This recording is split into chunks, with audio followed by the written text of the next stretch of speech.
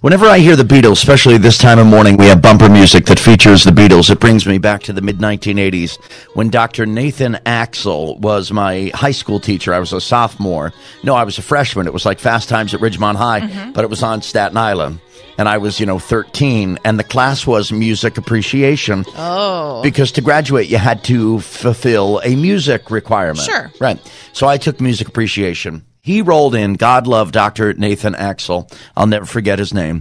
He rolled in first day of class, and it never left the class all semester. He rolled in a phonograph. That's also known as a record player. Oh, that's cool. And he took out a stack of records from The Who, a Pinball Wizard, to the Beatles, and some others, and put put a needle on vinyl, and we listened to a whole lot of music with a focus on the Beatles, all on vinyl. He was passionate about the music. He was passionate about the stories the albums told.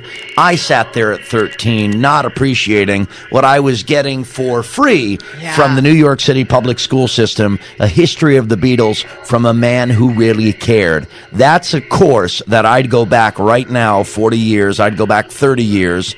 32 years, and I'd pay money to take that course now. That's a really cool thing. I can't imagine, especially for high school level. I took a music appreciation course in college because you also have to have a music requirement, of course, there as well. And I took a jazz appreciation class, and the same thing. Most of the tracks that we heard were all on record player, and there's something about that sound, that little bit of scratchiness that, if you're an audio geek like I know you are, sure. and of course I am too, it's just there's nothing better than that sound. So how cool is that? Look at you in high school, freshman Brian. Yeah, there I was. I was those little cheeks. Can I squeeze them? I was late every day because I walked to class. I walked to school. And that takes a while. Yeah, well, I was thin and trim and was not. I was not. I was never on time, so I was always on the hustle.